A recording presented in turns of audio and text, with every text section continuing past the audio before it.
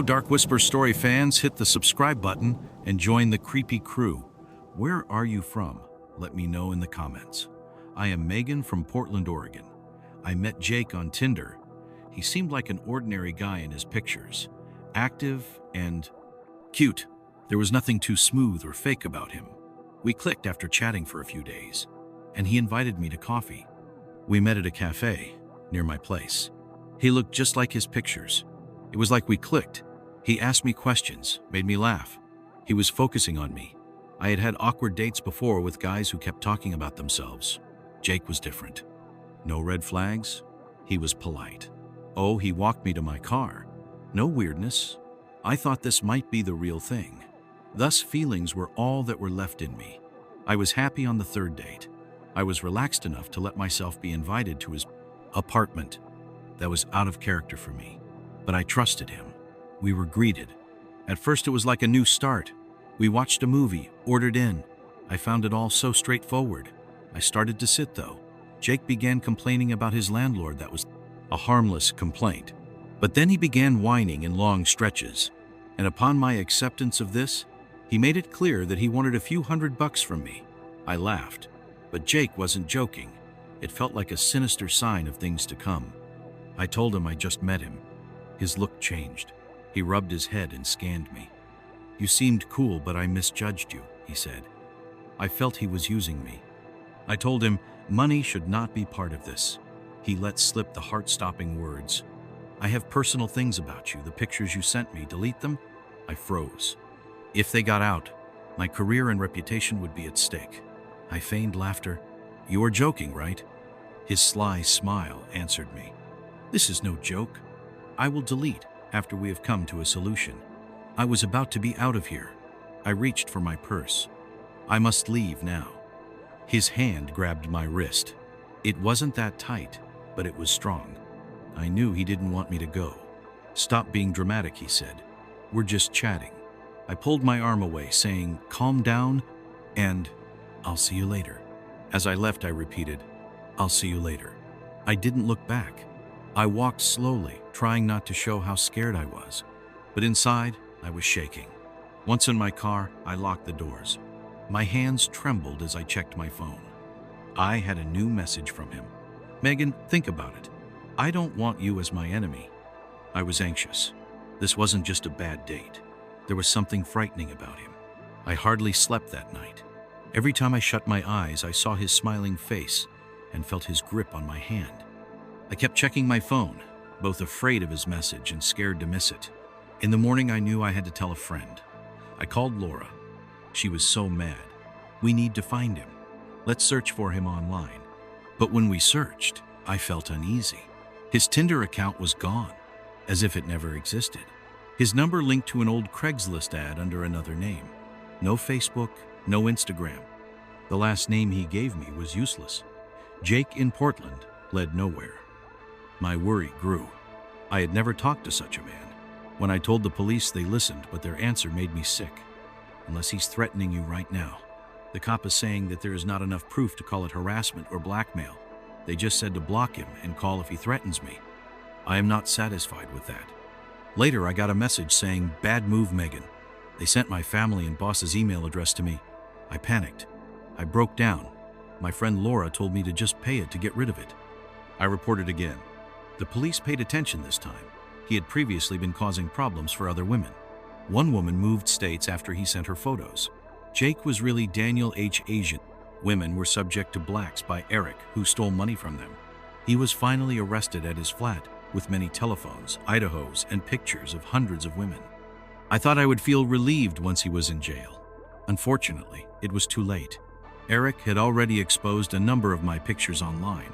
It was a relief to no longer have contact with him. As a result of his deeds, I needed to explain myself to my boss and family.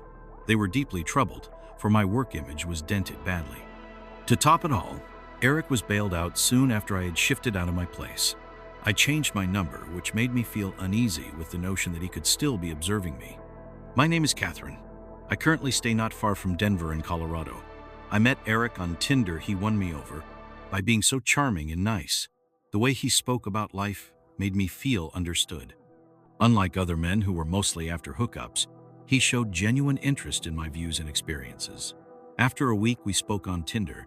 He invited me to a party with his friends, which was my first time to meet him. The party scene was simply awesome, and I felt so welcome by everyone there. They asked about my goals, interests, and fears. Everyone was so attentive that no one was glued to their phones, and every chat was so intentional. They all seemed to be in their late 20s and had this calm and collected manner of interaction about them, which was refreshing. Eric introduced me to his close friends, David, Laura, and a few others whose names I mostly forgot instantly. Among them, David had this magnetic vibe. Praise was given that Eric had found me, to which my spirit fell. His words were soft, and I felt like he could see deep inside of me. As we hung out, the truth became apparent. His friends held thoughts that hit harder than I ever did. No drinking and no gossip had ever been asked of me before.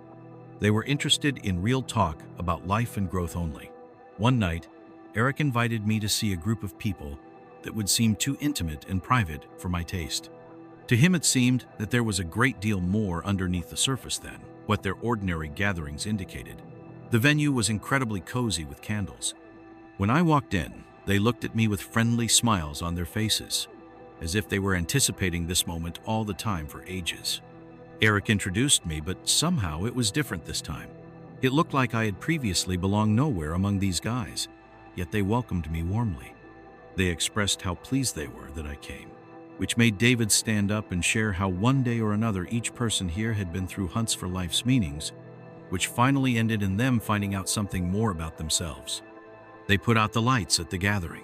They shared ideas about living in the present and being happy. They chanted words which I didn't know. Eric told me to repeat those words. I didn't feel ready for this. David explained this was not just friends hanging out. It's a path to walk on. Leaving means missing the chance. A woman said that choice made one blind. I thought it was just a party, but Eric's expression turned serious. He said they invited me for a reason. I felt I had to leave quickly. No one stopped me, but their gazes were following me. Eric didn't message me afterwards. After 3 days, he came to visit me. He sat calmly on my couch. I was surprised. He understood I needed time, but still had faith in me. On the next day, Laura texted me. Then came David and others from the gathering. They were worried I was turning away from a good life change. I had a special connection with them, but it's rare. Next, though, they said I can't just forget my new truth. Eric came over again. I saw him leave eventually without telling me. I heard noises outside my window. An unknown woman stared at me the whole time. That night was sleepless. I felt spotted. So I checked everything twice, and I paid attention on outside sounds. Soon I received messages from unfamiliar numbers saying, "Catherine, you're wrong. We can help if you allow us." I blocked them all, but they kept coming. My mom called me worried. "Some people asked after you. They said you owe something." I felt cold as she said this. "They'll find out your secret," they said. I had no answer for Mom, really.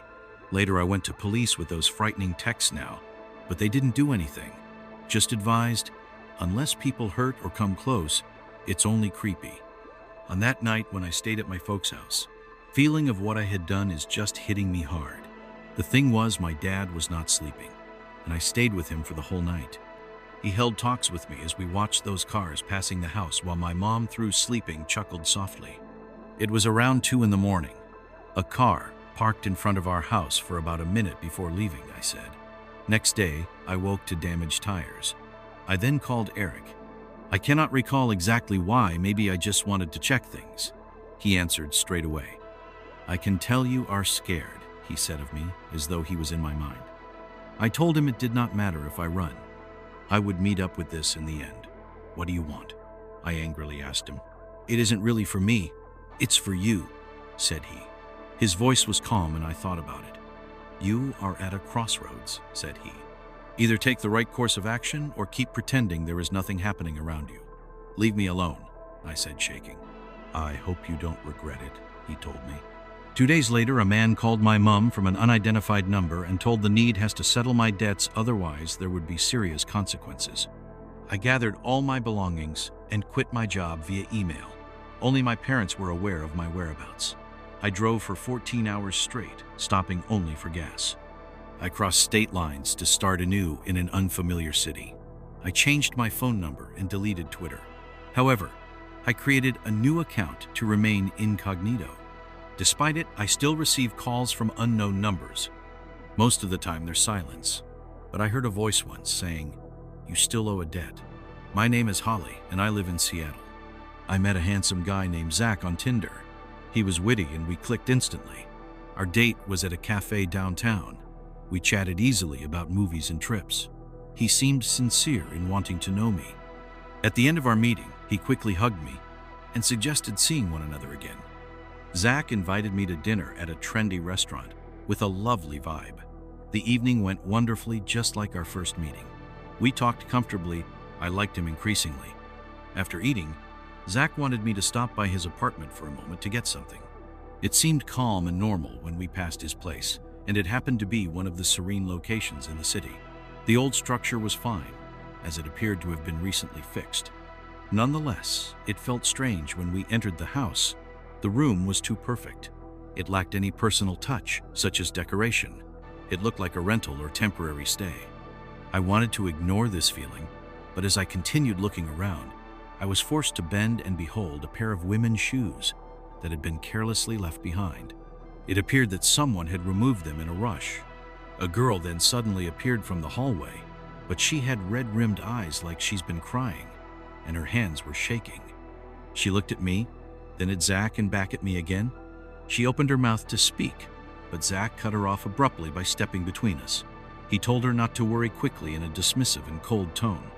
The girl stood still, staring at me with her lips pressed together as if she was suppressing something. An uneasy feeling washed over me.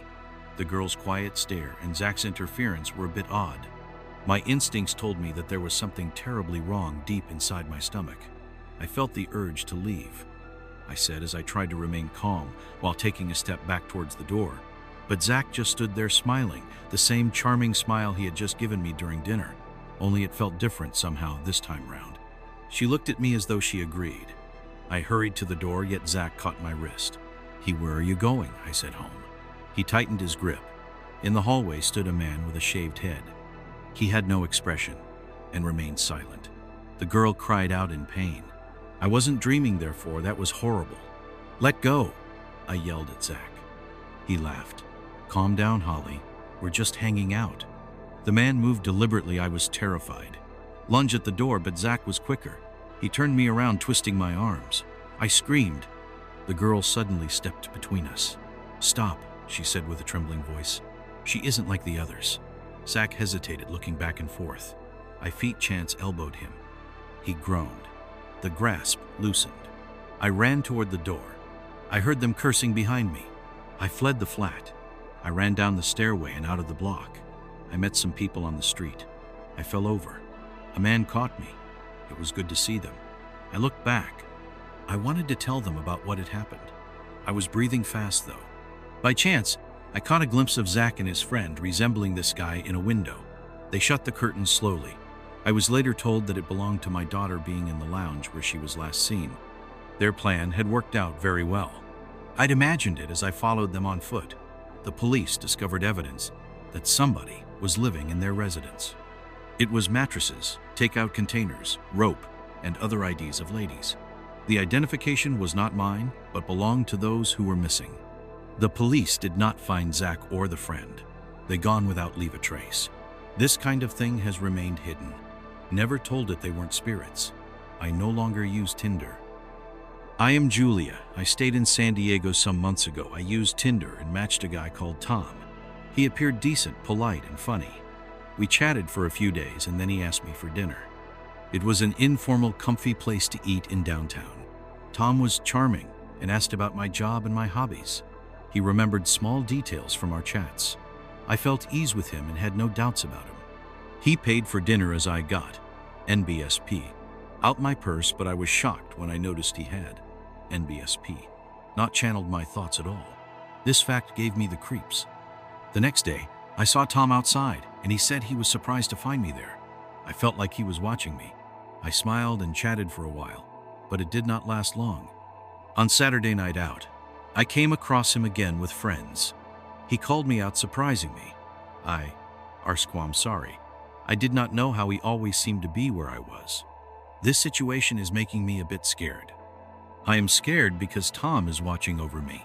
He sends me strange messages at strange times.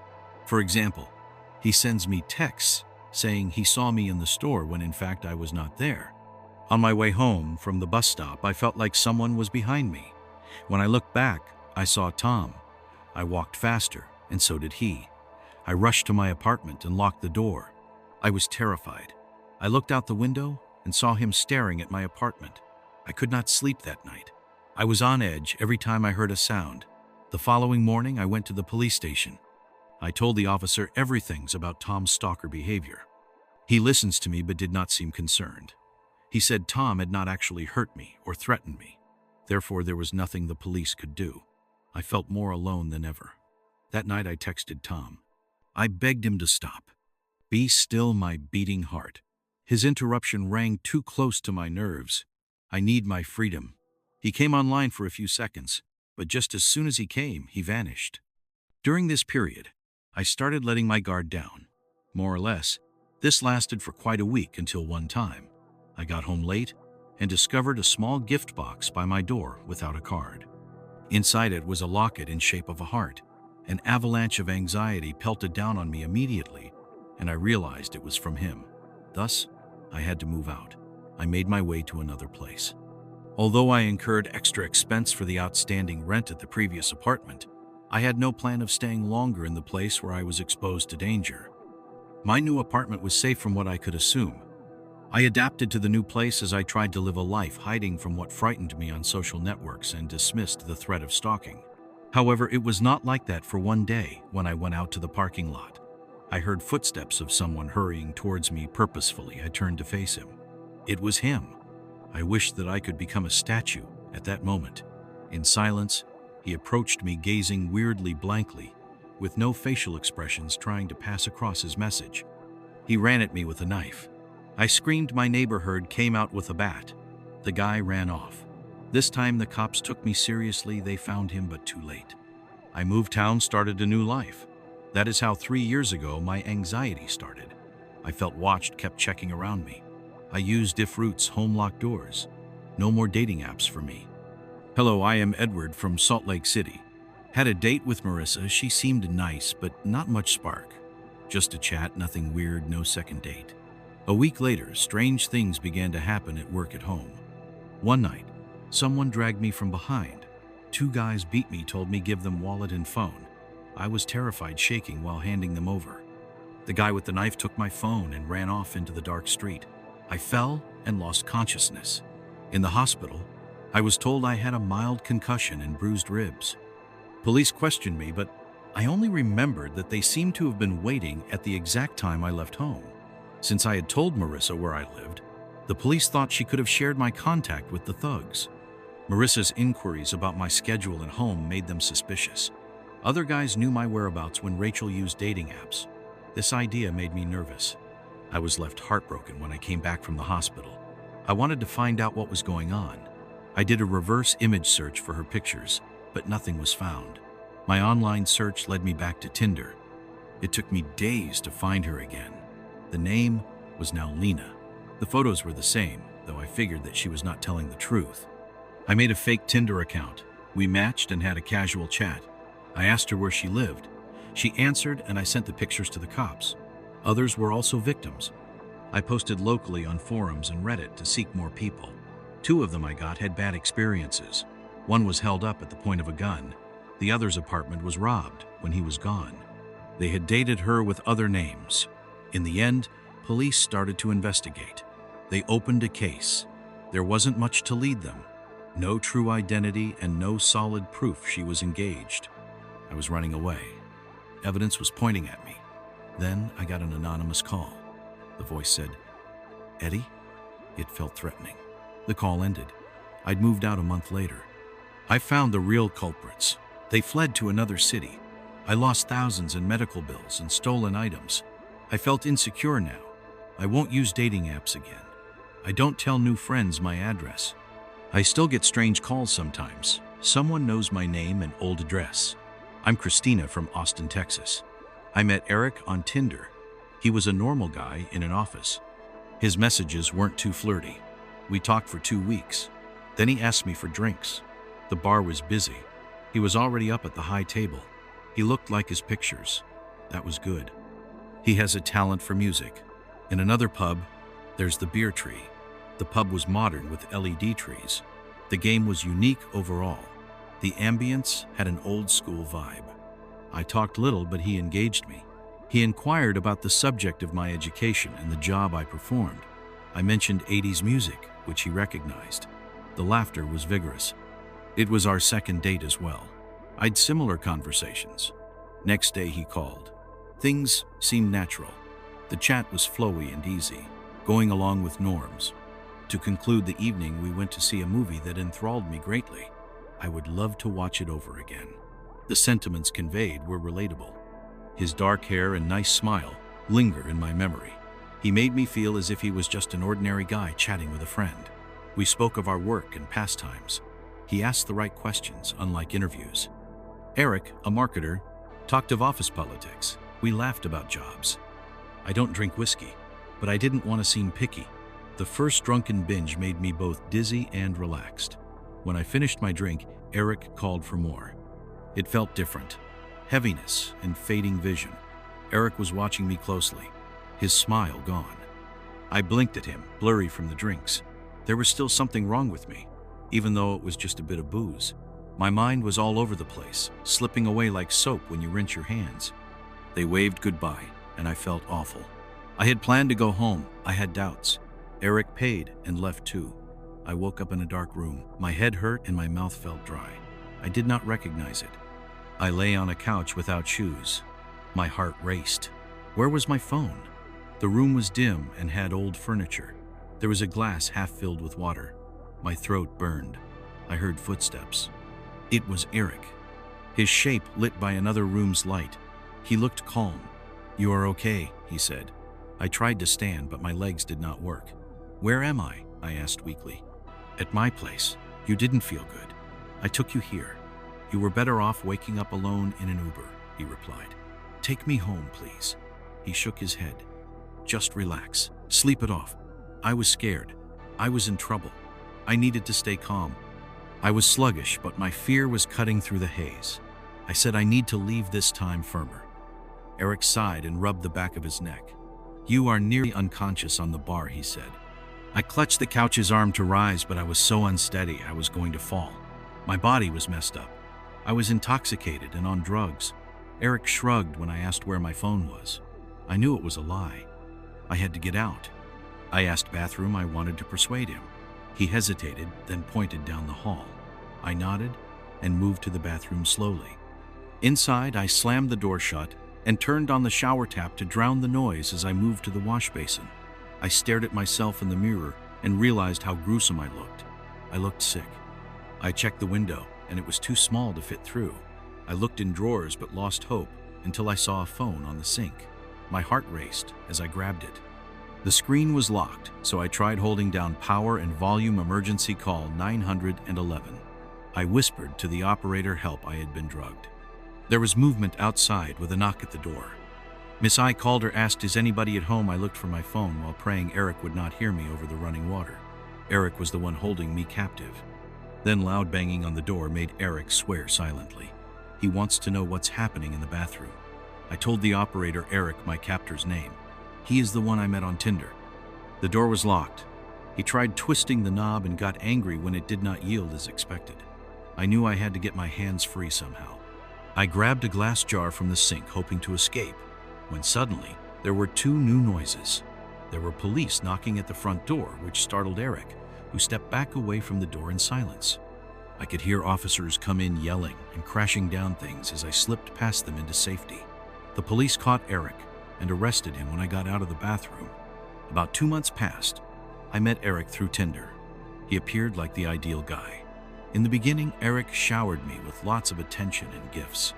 Over time, he started getting possessive, wanting exclusive control over me. One night, he took me to his place, and the situation turned awful. I fought Eric, and I called for help, but he caught my grip on my phone. He broke it before I was able to call 911. Then I passed through my strength. I was on the floor, my body shut down. An officer came to my rescue before I passed out. Eric got arrested. He had done this before. My phone was hidden with others. Evidence against him was strong. He ended up in prison based on the drugs in my system, the 911 call, and other women he had attacked. Although I survived, I don't feel lucky. I stopped using dating apps and accepting drinks from strangers. I hardly go out at all. People say I've done well, however, I feel terrible. My name is Erica, and I come from Atlanta.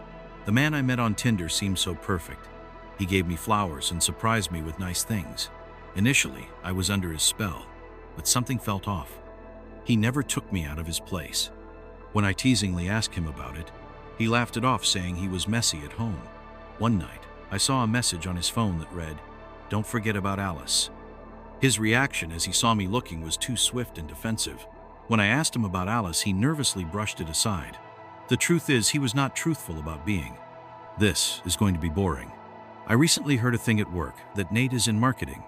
That made me think there might not be many girls out there. That was soon proved wrong when I found out later that while we were tight, he was all gone when we did our rounds in town. He looked sober during those times, thankfully. But then he tried to check out Nate's Instagram, and it was as empty as could be. No signs of the kind of fun that I wished for my sister. Perhaps so it was that he was normal, but we also needed to uncover the mystery. So I searched for missing women in Atlanta. One after another, my list grew, and I went crazy with these names till finally dropped. I saw one lady in a post where Nate had just commented on saying, "Look great," with a winking face. Things started making sense. Maybe he was interested in having special relationships, but then she perished. What was I going to do now? My boyfriend left a comment on a girl's profile, indicating that she had gone missing. He even got a text regarding it, some weirdo by the name of Alice, but it did not give any reason for worry, just saying there was something strange. With it, the next time I was with him, I brought up Sarah. I pretended that he knew her just to observe him. There was something in his eyes, and I was sure he noticed. Laws told me nothing was wrong. However, later at night I broke up with him reluctantly. I felt it wrong the next morning. I had texted him that I needed some time alone. He did not persist, just gave me a short reply. I had blocked him and removed him from social media for some weeks. I wanted it be over. Still felt like someone was watching every time I went to my car. The feeling increased as of there were eyes peering into my apartment at night. Strange noises reached me on several occasions. While returning from work the other day, I saw something which made me shudder. Nate's car was parked across the road, and there he was seated again, watching me without moving a limb. I was feeling scared. I locked the doors and called the police. They'd not find my car at that time. They said there was no danger. I hardly slept that night. I had to go to work the next day. I went for the car in the half-empty parking garage. Quiet but eerie footsteps behind me. I heard my footsteps echoing. When I heard the footsteps stop, I'd stop too. I started to walk faster this time. I gripped my keys tightly. I thought it was an echo. But as I moved, I saw him in the reflection behind me. I ran towards the stairs. My hands trembled as I dialed 911. Your voice was calm. See where I was headed. I descended the stairs, hurried to the street. 2 police were already present. However, he wasn't here, the police, and I misled by my sense of security. They learned there wasn't any crime earlier on, but I needed to leave town and change everything. At last I saw another girl missing just a month later.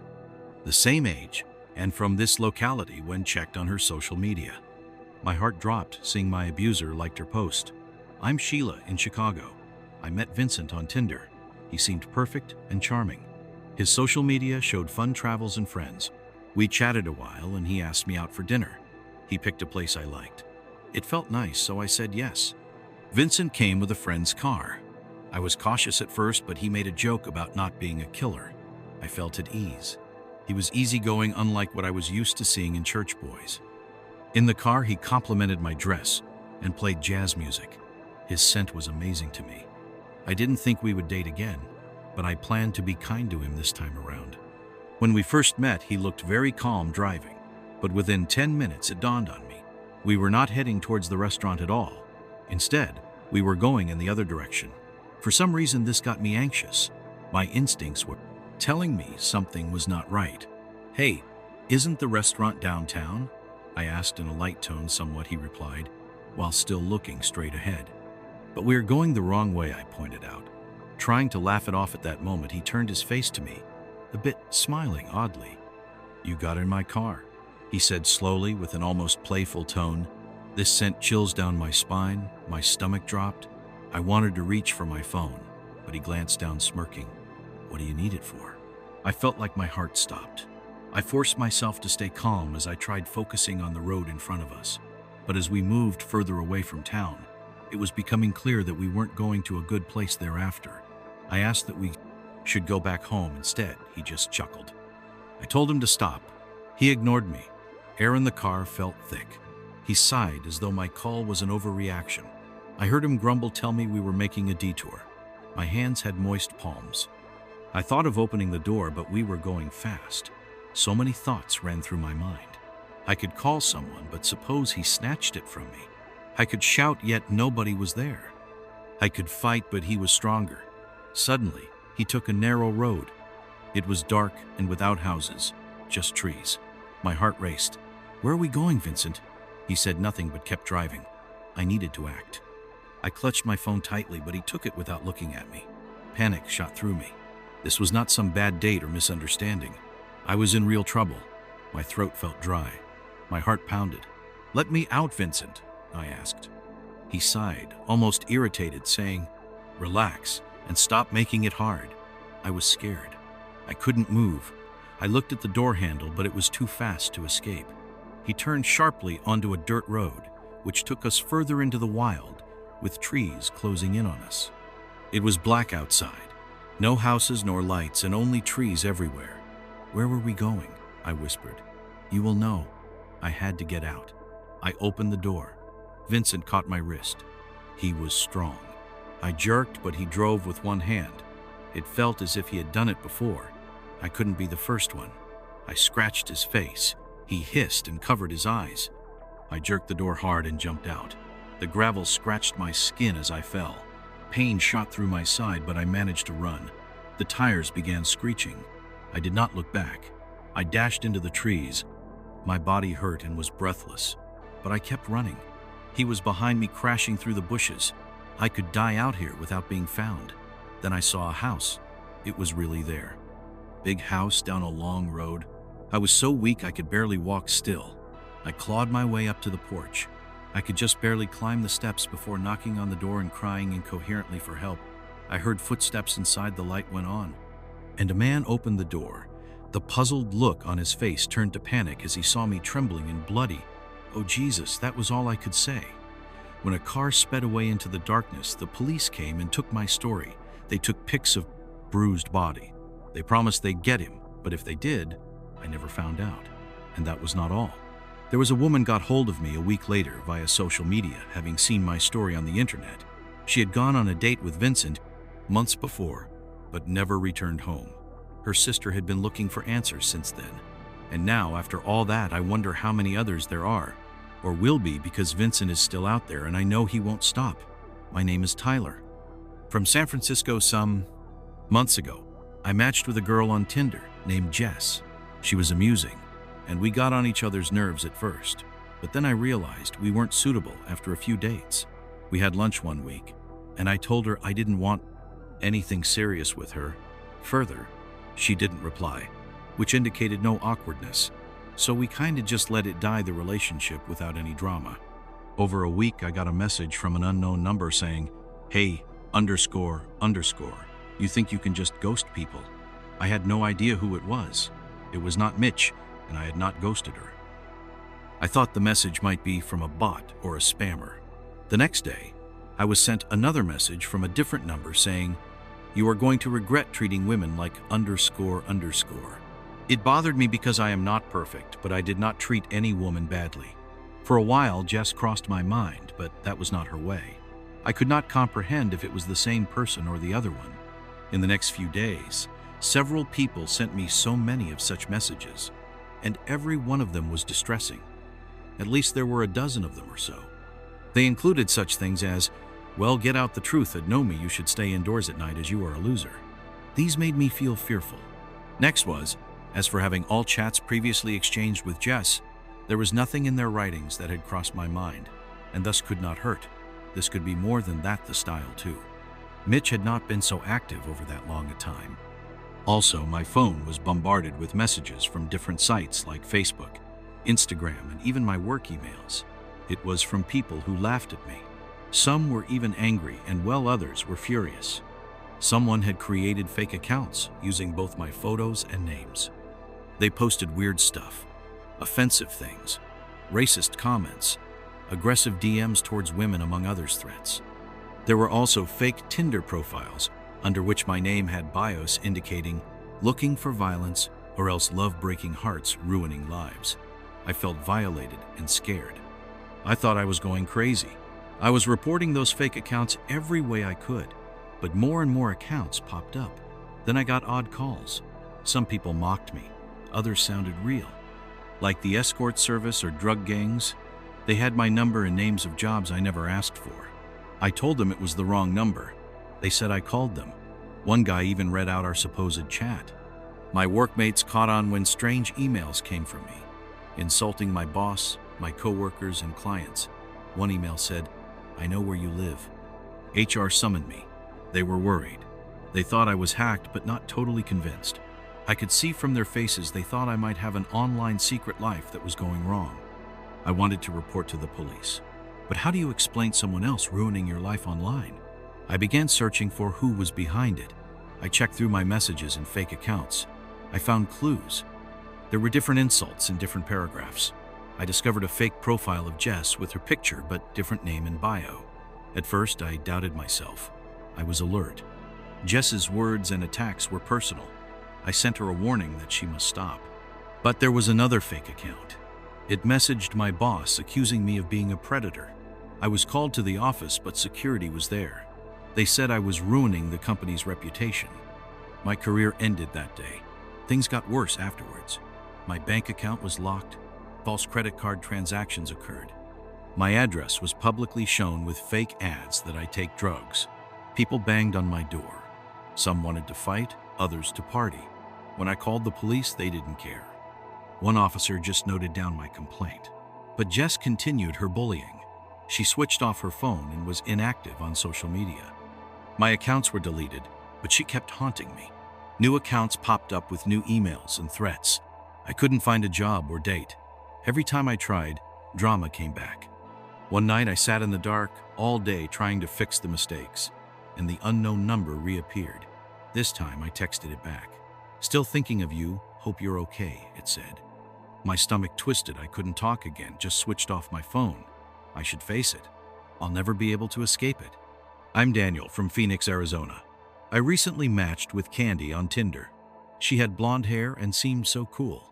At first, she really liked me with many questions and compliments. After a while, she asked to meet but had no car. It didn't surprise me since most don't. But there was more.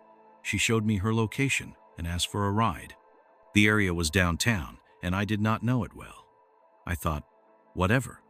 The street was quiet as I waited for her. I texted, she said, "Be there soon." I waited more, my heart was racing. Suddenly, two men appeared from nowhere. They were wearing hoodies, and they looked dangerous. Without warning, one of them opened my car door wearing a grin that sent chills down my spine. He told me to get out. I was shocked as they ordered me out. I had to comply with fear gripping me tightly. The other guy went through my pockets. Before long, my wallet was gone. That was when I saw Candy standing at the entrance, looking on helplessly. An evil grin spread across the face of one of those guys. As they started the car engine, "Wrong place, wrong time," screamed in my head. It was very dark. My car did slip on the road. I feel I am left alone. I stand on a street and hold my breath. My car was gone. My phone was gone. My wallet was gone. Everything was blank. I was empty. I ran with no exact place. I reached a gas station in a few blocks. Finally, I opened the door. The cashier looked at me. "Hey man, are you okay?" "I got robbed," I said. He allowed me to use the store phone to call 911. I was nervous. I kept repeating, "Please tell me." "I forgot something," the dispatcher said. "Just stay where you are." A few minutes later, 3 cops came in. One is taking notes. "You are the first policeman," he broke in. Then I did not mention the name. The first thing was my phone. "No, your phone number is this." What the problem is? The alarmed officer asked. Yes, just like that, the officer replied. The girl must have done it often, the imposter said. They should have caught him by now. It is the same procedure often. The girl brings the boys to rob you of your money, guns blazing. In the past few months, we have seen some such incidents. My body trembled. So she is real. Actually, she is involved in this. The first policeman said that they did not take my statement. What I could remember, I provided the description of the guys in the car. Do you think that you will catch them? I asked. The police officer sighed and said, we will. The officer's voice was calm, but it was little of that feeling in him. Police have doubts sometimes. Witnesses are remembering hard. Even if we got them, it was hardest to judge. I remained in that place. Lost everything. Days passed. No car. No alerts from the police. No money from insurance. The account was empty. Items, phone, cards, all gone. Unknown texts made me uneasy. Kept looking over my shoulder. No Tinder because of the fear. Had a bad feeling in my stomach. Wondered if other men were in cars with her. Police could not catch her. The car was now in pieces. Goods were gone. Candy was sweet, but not her real name. I learned the hard way. Some are not on these sites for fun. Hey, I'm Michael from New York. Matched with Lisa on Tinder. She was pretty and funny. Chat was easy. Met at a coffee shop in Brooklyn. Nothing suspicious. I got there first. Found a dark table. Ordered coffee. After 10 and then 15 minutes, no messages. Just about to text her when a guy sat down across from me. He was in his 40s, medium build. Wore a dark hoodie with a serious face. Asked if I was Michael. Hesitated, then said yes. He warned me that Lisa was not coming. While I gazed at him in bewilderment, he reiterated, Lisa is not authentic. I fabricated that account, chuckling slightly as I thought it might be some kind of joke. Besides, what is it that you seek? His expression remained unaltered. I require you to comprehend carefully, he articulated, in a low but resolute tone. You are indebted to me. Confused, I inquired, what do I owe you? He withdrew his phone from his pocket, tapped on the screen, and slid it across the table to me. My stomach sank as I beheld on his screen a picture of my apartment building, one of my front door, and another of my parents' house in upstate. I shoved the phone back toward him. What the hell is this? Relax, he said without taking it back. You are not in danger. Not yet, however, you will assist me out. My pulse was hammering in my ears. I don't know you, dude, he smirked. It is possible for you to know now. Trevor reclined and scrutinized me. I've got knowledge of where you live, where your parents' residence is, and where you work. It is straightforward to acquire these types of information. I felt a chill sweat trickling down. What do you want money, he said. Not much, just sufficient to ensure that you remain in my favor. I snickered, trying to disguise my apprehension. This is a scam, he nodded. Sure, call it that if you choose, but I would think it through decisively before disregarding me. I grasped my phone from the table, prepared to notify the police. Trevor didn't flinch. He rather scrolls through his own phone and revealed the screen towards me again. This time the pictures weren't just of my apartment. They were of me walking to work, leaving my gym, sitting on my own balcony. I felt my throat constricting. You see, he said this. I sat at the cafe watching people. Then a guy comes up. He says, give me $1,000 or bad stuff will happen. I was scared. I had the money, but I didn't want to pay him. He told me if I didn't pay, bad things will happen to my loved ones. So I just paid him. He left and I sat there feeling bad. I thought about going to the police, but what was I going to tell them? Then he texted me again after a week. Same amount money again and said, don't forget. My stomach sank. I went to bed having switched off my phone. However, I could not sleep at night. I set off for work in the morning. My phone vibrated again when I walked down the street. There was a new text saying, nice blue jacket, looks good on you. So I was stunned because I was putting on the blue jacket at that very moment. Therefore, I looked around. There were only the usual people. One man sipped coffee while a woman walked her dog. This showed that I was getting messages from an attacker. Later, I received messages about my family. The messages contained personal details and made me frightened. I could not stop making payments out of fear. One day, I went to the police station. I explained everything for about 2 hours. A policeman was there taking notes. When I finished, he said, "We need as much real evidence from you as possible." I was surprised by his request. Trevor was blackmailing and stalking me. The detective just called it giving money. I walked out feeling hopeless. That night I was scared. There was no help left. I could not afford to pay Trevor anymore. I told him I was broke, but he did not reply at once. Hours later, I got a photo message. One evening after the elevator ride, I saw Forsaken written on my mailbox and felt sick. The world seemed like a bad joke. I hurried home only to find the door had been painted over the ghosts became gone. Outside was just a trickster I could see through. The next day when I left home, my parents got calls from an unknown guy. They were either heavy breathing or silence. My mother anxiously called me asking, "Michael, what is going on?" It may have been a scam. I calmed her down. That night alone in the dark apartment, I hoped someone would knock on the door to call my name. My place got break-in. Myself left clean. I had no food around. All of my things were missing, especially the television and laptop. My parents moved out too. I live in a far place though, far away from all. I do not talk on social media, and since I deleted my accounts, so no one could find me at all. I am sure the up to something messages are many, but I don't pick them. I am called Hannah, and I am from Boston. I met Nick on Tinder. We had the best first date, picking up coffee and chit-chatting. I felt he was one of those people easygoing. To me, he had no something shaky about him.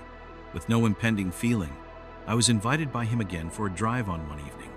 I liked that idea as being out of control doing this with him. We met in the afternoon. He picked me up in his car, a black sedan that was tidy but smelled slightly of cigarettes. He laughed when I observed it. Bad habit. He admitted, "I'm trying to quit it first." The drive was okay. The roads, however, deserted, were already quieter. As we emerged from the city, trees surrounded us. The sky was a dull gray, like it might rain on us later. We talked about jobs, voyages, the places we wanted to discover whenever he stole a glance at me and smiled. As though he was really glad, I came along about half an hour in. "The atmosphere changed. I think you'll like where we're going," he said. His tone was different, lower, more serious. "Where is it?" I asked, suddenly realizing that I had no clue. He did not answer immediately. Then, as if it was the most usual thing in the world, he said, "Tonight, you're staying with me. Either you want or not." I burst into laughter, waiting for him to smirk, to tell me that he was just kidding, but he didn't. His hands clenched the wheel a bit tighter. What I said, forcing a little smile. He reached out and took my phone from my lap before I could react. He pressed the power button, turning the screen black. "You don't need this." My stomach dropped. Nick, stop messing around. "I'm not." I grabbed for my phone, but he shoved it into his jacket pocket, keeping one hand on the wheel. "Nick," I said, trying to keep my voice calm, "turn the car around right now." He didn't even look at me. "Relax," he muttered. "You'll be fine." My pulse hammered in my ears. I glanced at the road ahead, head empty, stretching into nowhere. No houses, no gas stations. Just, my hands were fists. I had to calm down or I would lose it. My eyes were fixed on the road. Maybe there was someone to help us. I looked and looked, but all there were trees and a sign that was just like the last one. My hands were knotted tight as I tried to read the driver's face. I could not tell what he is thinking. After a while we were turning, and so I just grabbed the wheel. The car swerved and screeched. Nick was angry and hit the brakes immediately. I threw open the door and ran as fast as I could, feel my legs blazing. There was nothing in sight, only road and trees. Then I heard Nick shout after me, but I have not turned back. Just keep running and look for help to show up, or for the man to take me away from him. I screamed, "Please help me!" But the man looked at Nick before pulling out his phone. He said to me, "I'm calling the cops!" Nick shouted angrily. The man told him to back off, and they held on to each other. A car then stopped and its driver asked if I was okay. I was shaking and could hardly speak. The man told her no. Nick backed off. Because he saw the car, the man assured me that I would not stand alone. Nick went back in the car. I began to follow them into the car gently, that they asked me if I needed a ride. I could not talk. I was breathing rapidly. My heart was beating too fast. For fear that Nick's phone had my number and my address, he wasn't worried. The police located his abandoned vehicle after 3 days. but the captain was nowhere to be seen. I was not able to find Captain Nick. I returned to my old self, yet I still felt the bushes narrowing. Unknown people had secrets about me. I changed my phone number and also removed me from social media accounts. That did not change the feeling of someone beholding me at all. The authorities moved slowly over many weeks. I was inside, and I could get nowhere. I was told by the police that they could not do anything without a reason for intervention. They told me not to be worried. However, they never heard of that man's threats. I left Boston after I was texted by an anonymously caller saying, "See you soon." After several weeks, I met Bri through Tinder. I was attracted to her long, dark hair and dark skin. She had beautiful green eyes. Her way of texting was so playful and self-assured that I just felt irresistible. After 2 days of chatting, we were finding time together for drinks, getting to know each other better at the bar. She was wearing a singing black dress and smelling of caustic perfume. I could not resist her. We laughed and drank all the night through, and when she suggested going somewhere more private, I agreed to it, feeling tipsy and at the height level. I was CD-01, well aware that there was nothing to see outside the city. She traced my wrist with her nails as she laughed. We took a taxi to the motel. I paid for it. The flickering signs did not catch the attention of the clerk. The room had a smell of old smoke. There was old furniture, but I didn't bother. Bree produced a bottle of wine from her bag, saying, "To a fun night." We clinked cups and a toast. I took a sip. Things began to blur. At first, I thought it was the drink. My limbs felt heavy. My head hurt. Bri smiled at me. There was something hidden in her eyes that I did not trust. I tried to speak, but my tongue was heavy. My vision blurred. The world began to spin. Then I passed out. When I woke up, the room was completely dark. I felt like my head was beaten by a hammer. My mouth was dry. My body was slow. I used my hands to feel the surroundings. Where on earth is Bree? After shaking off my haze, I blinked thrice. The room was completely empty now. I was not clothed. My jeans, jacket, cell phone, and wallet had all been taken. I hurried straight to the exit but almost fell down. In some parts of the head, sitting on the table, was the notebook, but I found nothing underneath the mattress or the couch either. Bri stole everything, even my clothes. I only had boxer shorts on. So I pushed the door open and rushed into the corridor. The light was dim. My heart was hammering. I only needed help. My car was parked, but it was helpless without keys. Yet Bree had my wallet, Idaho, and credit cards. I felt helpless. Back at the front desk, the attendant was still glued to his phone. "I need assistance," I said. "That girl took everything from me. My wallet, phone, keys. Do you have cameras?" Finally, he reluctantly raised his eyes. He sounded tired of hearing such stories. "They don't work. They broke last month," he said. I couldn't believe it. In a state of disbelief, I pushed my head forward and asked him again. I had to call somebody and needed his phone. After hesitating for a moment, he finally offered me his phone. And call for help. Using the only chance to get assistance from the police, I dialed 911 and waited raw for an hour. A lady officer and a guy officer, who were worn out by the case, listened to me narrate my story. The lady took notes while the guy asked me my name. I said Bree, but they exchanged glances. Then they inquired, "Do you have a last name, number, or anything?" I shook my head and told them that I lost my phone, which had her Tinder profile. What she said echoed in my mind. She said they had seen these things before. I felt sick. The lady officer explained that it was usually the same setup. Girls meet guys online, then gain their trust only to suggest a private spot where they drug the guys and rob them. They usually work in pairs. I got confused and asked what to do now. The guy officer handed me the form and said I should file a report, cancel my cards, and get new car keys. But what worried him was that sometimes fake names are used in fake profiles. I signed, trembling. When I asked about my car, the officer frowned, then suggested I should change locks at home. But my house keys had been in my pocket at that time. I had a bad feeling sinking into my gut about them, since these people often do not just take wallets. I thanked them, but I knew they wouldn't find her. One of the motel workers lent me some old clothes from Lost and Found. I looked silly wearing them, but at least I was not naked anymore. I borrowed the motel's phone to call a friend to come pick me. On the way back home, Thoughts of what the cops said kept coming back. I could not sleep that night. When morning came, I borrowed another friend's phone only to discover my credit cards were maxed out. I received unfortunate news about my car after a police officer informed me that it was found stripped, no longer functional. The distress I felt was heightened because the car had not been fully paid off yet, and the amount covered by insurance was inadequate. I had to replace everything stolen in my apartment and to start over financially. I tried to search for Taylor, the lady I met on Tinder, who stole my car, but there was no trace of her anywhere, and the police said she had scammed others before.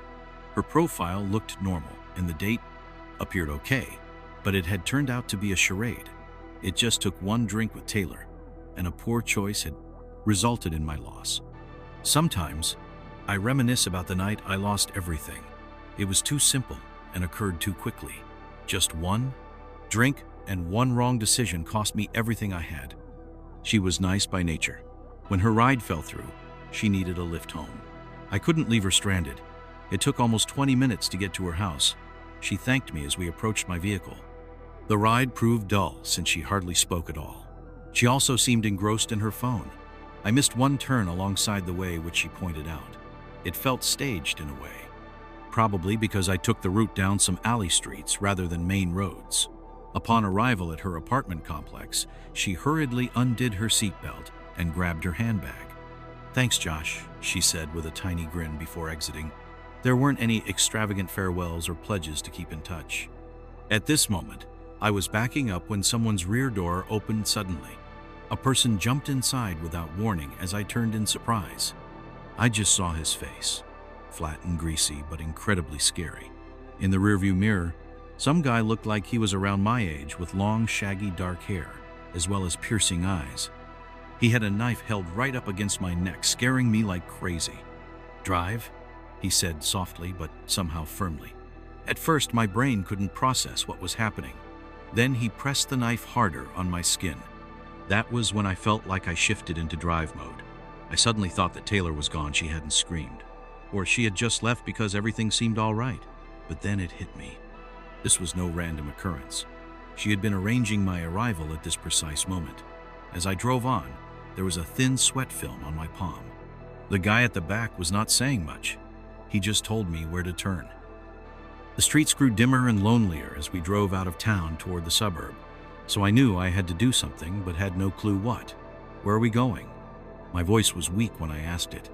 He didn't reply immediately, then spoke casually, like we were just two young men having a conversation.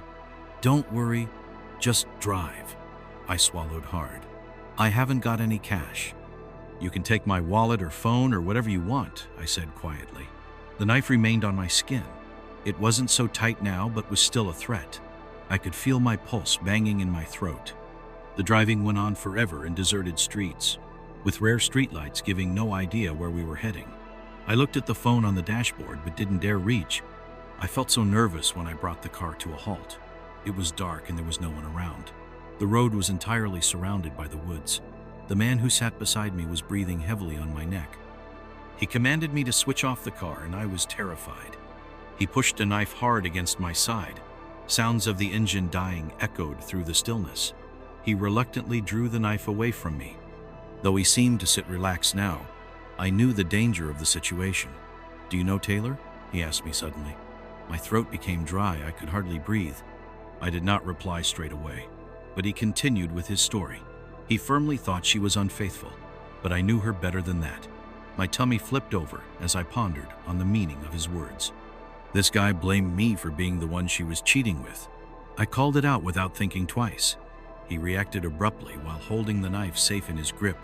"It leads to something ugly." He had no intention whatsoever of robbing me. Instead, it was a hostile personal attack. With no warning, he seized my phone from its resting place on the dashboard and hurled it towards the floor. As if nothing happened after that, he simply pointed ahead of us where an isolated house stood hidden in the bushes. "Drive to that house," he ordered me. The unexpected plan made me feel bad inside. My stomach twisted. "I don't wish to know your problem with Taylor, but I need to send a message." My fingers grasped the wheel tightly.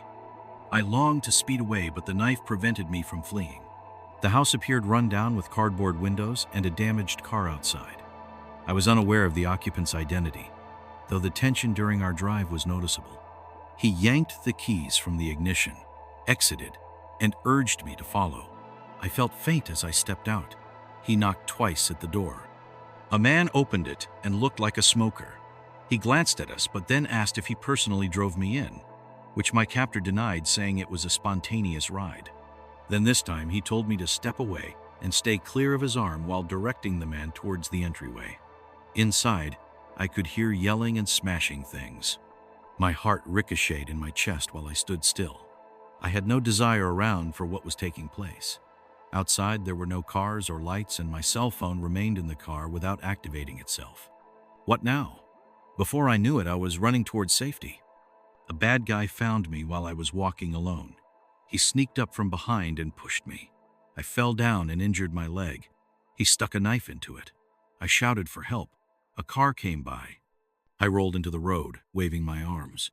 A man and woman were inside. They saw me and stopped. The woman was shocked. "Help me! Somebody said it." The guy ran into the forest. Later, the police and paramedics came. My leg was bleeding. I went to the hospital. They looked for the man. He was not found. Taylor never read my text messages. She didn't say sorry either. I went home after being in the hospital for a week. Nobody knew where he was. I met Andrew on Tinder. He was divorced and wanted a serious relationship.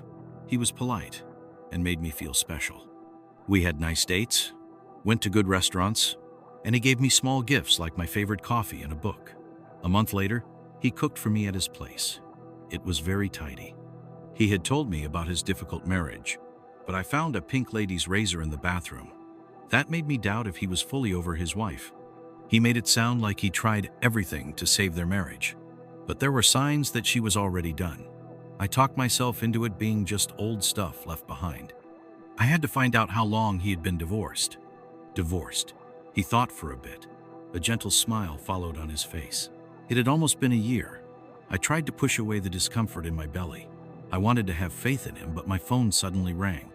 A lady's voice spoke in a calm but urgent manner. "Is this Solana?" she asked.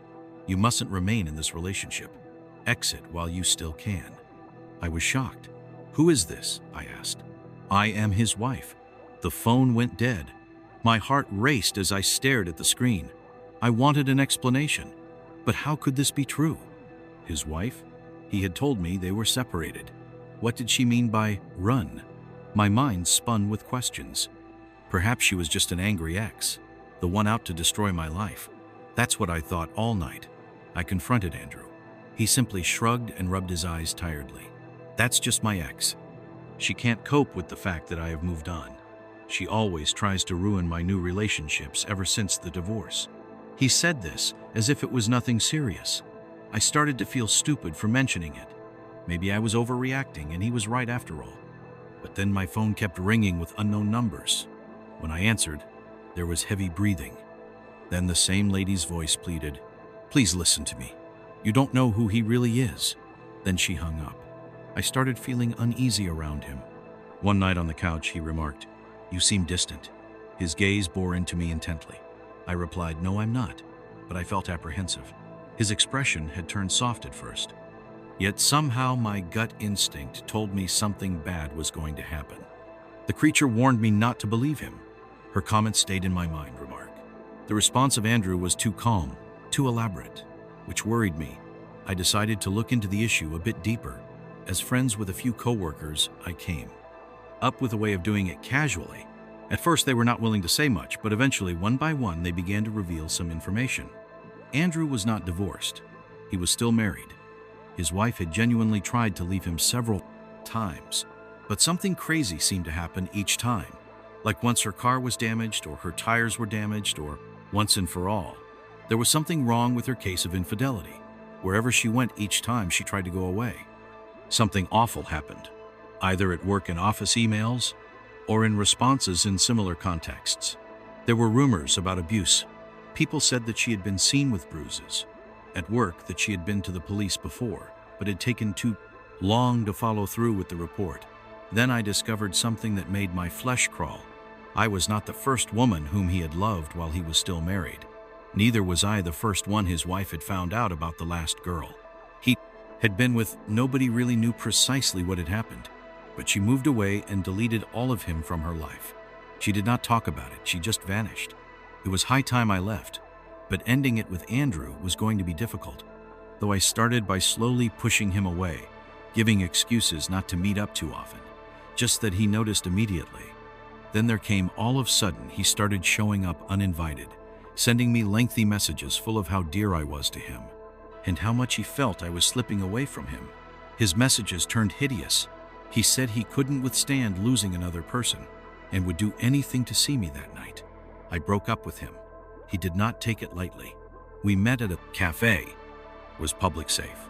I told him I needed space, could not handle things moving so fast.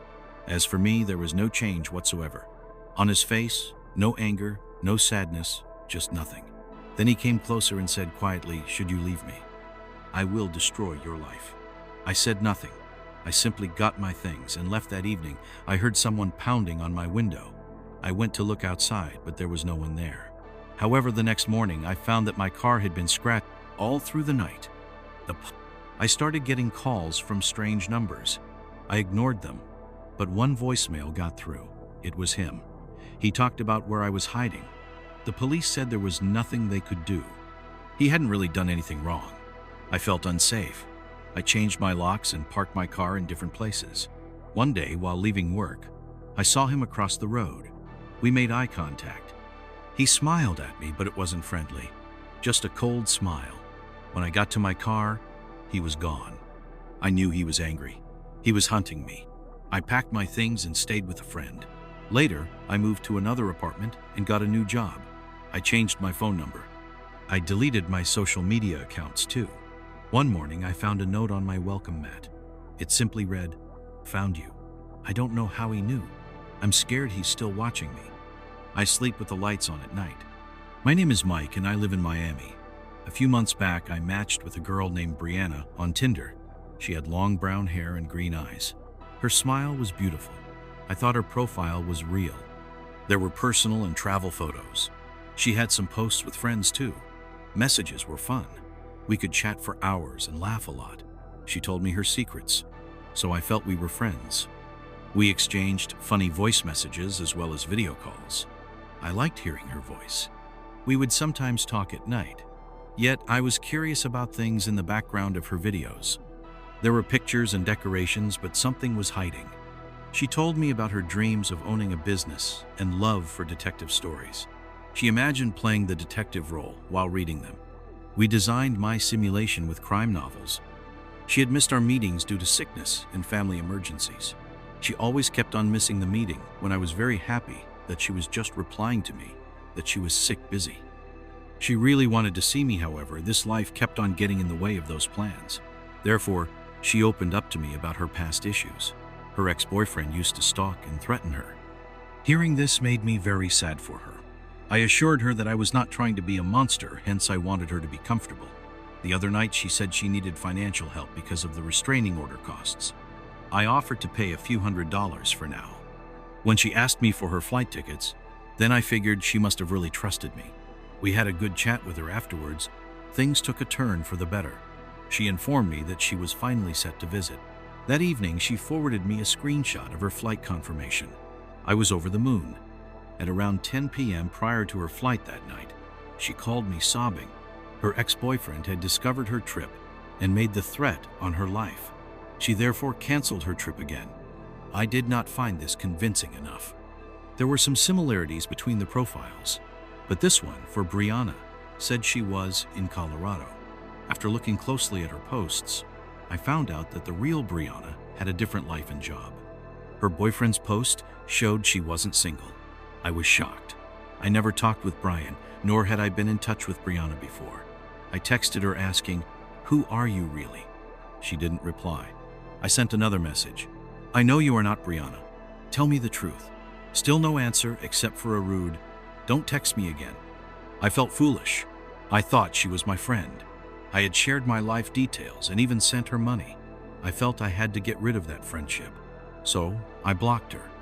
The next morning, I got an email from my bank saying my password had been changed. I hadn't changed it. When I tried to log in, I was denied access. I checked my other accounts. All had requests for password changes. Then, a text message warned me, "You shouldn't have done that." Cold sweats formed all over me. I didn't know who this person was. I phoned my bank to suspend my account immediately. By the time I regained access, over $3,000 had vanished in small Cash App payments and some purchases in cities I had never visited. I reported the matter to the police, but they were unable to do anything. It is very hard to trace scammers. Listening to mockers' pains loosely ties with them anguish because years of rebuilding myself. As a victim, I felt responsible while waiting for my money back and had doubts. It was Tinder that led to loss. Yet I, a policeman, am different to fool scammers there. Cautiousness is my nature that I told no one about myself. Thus I chose to go by false identity on Tinder, and now I'm entered the world of deceits and crypto thieves. Challenging their deceitful ways is fun somehow. I first tell a guy named Anthony, whom I began chatting with on Tinder, that he has money. After that, Facebook was just an easy burning for me. I pick selfies of myself, post there later in Amazon, sometimes using the new look. Besides, I have also created fake profiles of those married people with important ones in other cities online like me too. Most of all in case there were observers watching back in my chats. Some scam apps fool girls into thinking they are in touch with a rich guy. It demands secrecy, and many others to assist with a fake friendship app. I impersonated a rich male online just to do my home tasks. Then I met a girl, too, online. It was nothing more than deceitfulness. The crook planned to take her money for a trip with him. Only, I didn't tell the girl what it was all about. I directed a lot of people on the street about his coming to that town, which was on that day, only they did not reveal it to the others. I told her to go to that area, but I did not disclose any piece of information since I did not know where it was. I went where he was waiting, and she must have expected my arrival, announcing love to the crowd. He had intended this before I met her, to get her to pay for his travel costs, as well as to set my eyes on a distance only he visited there. The crowd was amazed at him, the same as he encountered me before long, used my being as part of my deception. So Kay left me by taking those guys down the street, as there was a lot of light substance to him. There was this girl I met on Tinder. I thought she was a bit strange. She said she was new around here and wanted to hang out since she needed friends. Then, she sent me her picture. She was cute. I decided to look at her profile picture more closely. I asked her if she was a real person or a bot. She sent a smiling face emoji as a response that proved she was human. I thought, oh man, I will go meet her. She said that there is a bar on the west side, one not so loud. I told her I knew this place too. I reached there at 9 p.m. I parked my car. The lot had very few cars. I sent her a message, but she did not reply. I waited several minutes before going inside. The bar was dark and had mostly regular patrons. I looked around but did not see her. Meanwhile, a group of guys at a table looked at me. I tried checking my phone again. Still no response from Andrea. Then, one guy came to me and said, "Sam, sit down." I felt sick. I was not one of them. The guy would not let me leave, mouth shut, his hands trying to make me stay there. The prep of his gave way. My intentions were clear when I went to confess. He was off the work. What she had done was not through anyway. In me, the inner turmoil was at its peak. After all that you made the decision, it was clear's the second guy. And then, their very own insistence to be the one way out of the drink. If the ways and the body language of these two men, you would both agree with me that I was talking to boys, simply one of them. My gut said that this was, however, wrong, very wrong. This one was the man who told me, "You took the bait, so what next?" I held my peace just for a reasonable cause. I asked him what I was miffed for. He has withdrawn his phone and held it up to me. I could feel the twisting in my stomach, realizing that the end of my personal information contained in the profile could be captured from my Facebook account. Hence his work history, recent check-ins, the name of the apartment complex, that I was almost choked. "We know who you are, and we know where this is going. You will assist." Assist, we refused the temptation. But the man was beside me, laid the hold of one wrists. Just for a moment, I made it abundantly clear to him that I could leave at any time there provided was free of me. "Either you go ahead and walk out far we may see one another," the guy said. I left the place in shame. but must have felt stronger pushing open the door. When I saw my car for the first moment, I knew I could lock it straight for, and was so glad because of it. Checking my phone, found I had a new message. Once again, from the phone number that said, "Be smart, Sam, we will talk soon." That night, hardly slept. Every moment I heard a sound jumped from outside on guard. I kept rechecking on my locks, glancing, currently awaiting another message from my phone. But there was nothing at all. When the next morning came around, I had made sure that it will not let it go too far. There is really like where some guy sends girl on this just to show off or how scruffy he is or something. I really need you to be there for me during this. They had info on me that wasn't chance applied. They'd done their research. I thought about going to the police, but what would I say? The guys tricked me to come out to the bar. They scaring me. There was no evidence against them. Then at noon again, my phone buzzed. "Pay us $100 tonight or come to see you." It left me stupid, staring. I didn't reply, my mouth dry. Who were they? Just some small-time crooks? I didn't know. "Do not ignore. We mean it," they texted again. Sick with worry, I left work early, scanned the lot for anything strange.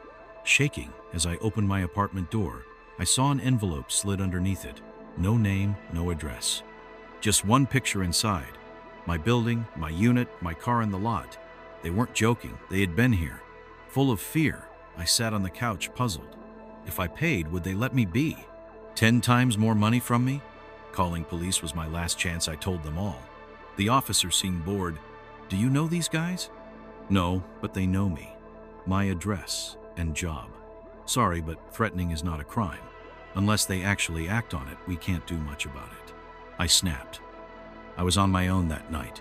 The police told me to call them if there were any problems. There were no calls or messages in the following days. I lived in fear that they would come after me. I packed a bag and drove 3 hours to a friend's house. Without my phone, I tried to breathe. A week later, I got a letter saying running doesn't change anything. I moved across the country the next day. After 2 years, I still feel as if somebody is knocking at my door in the night. I'm Vicky. I met Brian on a dating app. He was charming and well-spoken. He had a great sense of humor, too. He worked in finance and took me to nice restaurants. Brian paid for everything and made me feel special. I quickly fell for him. We spent almost every weekend together. He didn't use social media. He liked real connections. His place was always clean and tidy. "Your office doesn't need furniture. It should feel like a hotel room to you." Kohler just laughed when asked why he keeps it bare. He told me he prefers to go out and live rather than stay indoors, making it feel like home. The day I hosted a movie night, he got a call and silenced it. Though he sat next to me, he was uneasy. He started and kept on checking the watch. Eventually, he had to leave for an early meeting. As I stood and waved him goodbye, I felt weird. A few days after, I watched the news while at the gym. Police were seeking a suspect whose blurry photo appeared on the screen. I got reminded of Brian, the way he stood and had a jaw. Chills ran down my stomach. That guy pictured was wanted in connection with some ladies that vanished being last seen. How on earth could I think about that? I shook my head in disbelief and told myself that Brian was gentle, no way he'd harm another person. But at night, while lying down thinking about that blurry image return, it bore great likeness to him, and this worried me a lot. So I Googled more articles, and from them found one clearer picture. Seeing a guy in the street blew my mind since he looked so much like my boyfriend. The same shape and size, hair just the same, and even the jacket matched perfectly. I wanted to think it was a coincidence, but something in me told me it was more than that. The next day I woke up as if there was fog and did not know what to do. Confronting him was out of the question. Going to the cops and saying that my boyfriend looked like a blurry CCTV guy seemed off. I opted to act normal, maintain a distance, and see if anything seemed odd. The week ran by.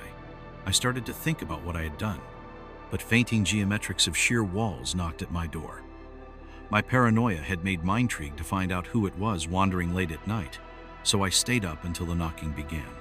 In early hours, just past 7 a.m., I saw looking through the peephole that the security men dressed for the day had come, although they were in layman clothes, but their movement. They were scanning the hallway as if trying to find something. This gave me a signal that they were cops. In shock, I opened the door, and one of them flashes a badge, saying, Miss Carter, yes, we'd like to ask you a few questions about Brian Walker. I was petrified. My mouth was dry listening to them say his name made me accountable for a sure thing. I led them through the house and closed the door. Their expressions were calm at the same time firm. One of them took out a small notebook. How long have you known Brian? I answered. My voice was faintly low, about 3 months. For how long time have you been seeing him? I said, maybe once or twice a week. Why, what's going on? The other officer glanced at his partner delivering the message without words. Then he faced me. Brian is under inquiry for possible involvement in multiple criminal cases. We can't go into detail, but we need to know if you've ever noticed something unusual about him. Strange behavior. Anything suspicious. My hands were cold. What kind? Some women went missing. The first cop was not sure that Brian did it. I saw a blurry picture of him on the news. I felt treacherous. I thought of saying everything, but I didn't feel sure. My heart beat loud. I thought of that picture. Brian couldn't be the one. It was a mistake. I said finally. The reporters and cops looked at each other. If you see him or if something is not right, call us. One of them gave me a card. I was shocked. Brian's text came later. He acted normal. My hands shook when I typing back. I had to talk to Brian. I needed to hear from him. It might be a misunderstanding. We met at the cafe. When he sat down, I saw there was something different. He smiled, but it was not real. He was tensed and not like himself. Are you all right? He asked while stirring his coffee. I swallowed. Brian. 2 detectives came over to my apartment today. They were asking about you. His hand stopped for a second before he put down the spoon. What did you tell them? Just that I didn't know anything. He nodded slowly. Good, that sent a chill through me. Brian had no time for sleep and work in finance. They think he is connected to the disappearance of different women. He seemed to consider something before assuring me of innocence. His grip held my hand tightly, which made me nervous. I could not sleep later that night. I was watching out for the signs. Next time I saw him, I paid attention to his speech and actions. In his car, I noticed a black duffel bag. It was zipping a little. Inside were rope, duct tape, and a cutter that made my stomach churn. When he laughed it off as helping a pal pack, I forced myself to smile. But every instinct told me to run away. That was our last meeting. A few days later, I found my apartment ransacked. Something was looking for something. My laptop was missing, so I contacted the cops. Soon they came over. I told them about Brian Bag, gut intuition, his freaky attitude that he had given me a few red flags.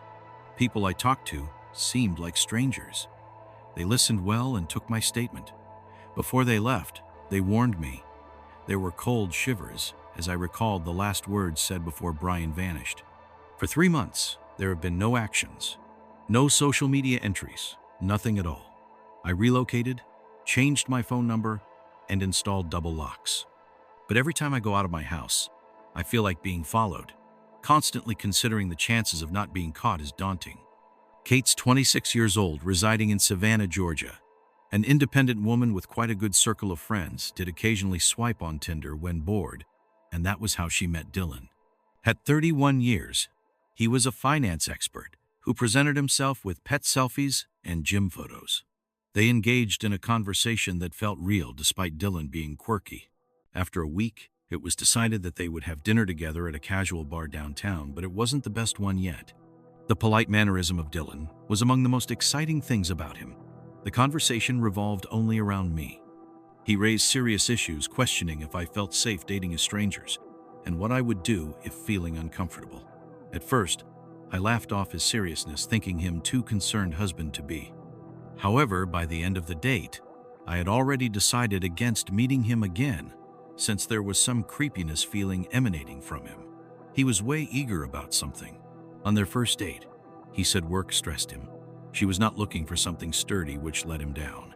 But he took it well. The next day, he texted her 2 times. Kate replied, "I was busy." He kept messaging. By midnight, he asked many times, "Did I mess up? Let me know what happened." The next morning, she muted his notifications. There were 20 messages. He kept getting odder. "I don't deserve being ghosted. I thought you're better than this." She blocked his number, but it continued. That night, she got a text from a new number. "Why are you blocking me?" She disabled it. Then the next day, another one. "I just want to talk." Her gut twisted, she blocked it.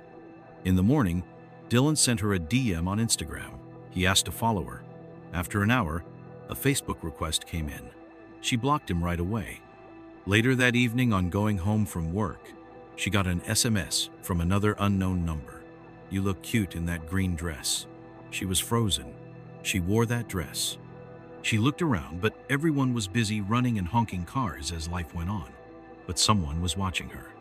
She rushed home and locked her doors. Then she called her best friend Jess.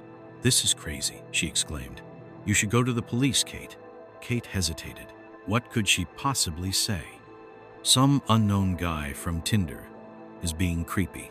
He didn't threaten her. He didn't break the law, but she had an uneasy night. Every creak of the apartment made her jump. The phone remained silent. More messages were likely. By the end of the week, she had changed her number. Things were quiet. No messages, no new accounts. She thought he had given up. One evening, she found a note on her door. "You can't ignore me forever," it read. Horrified, she called Jess. "He's here. He knows where I live." Jess rushed over. "They called the police," I said finally. The reporters and cops looked at each other. "If you see him or if something is not right, call us." One of them gave me a card. I was shocked. Brian's text came later. He acted normal. My hands shook when I typing back. I had to talk to Brian. I needed to hear from him. It might be a misunderstanding.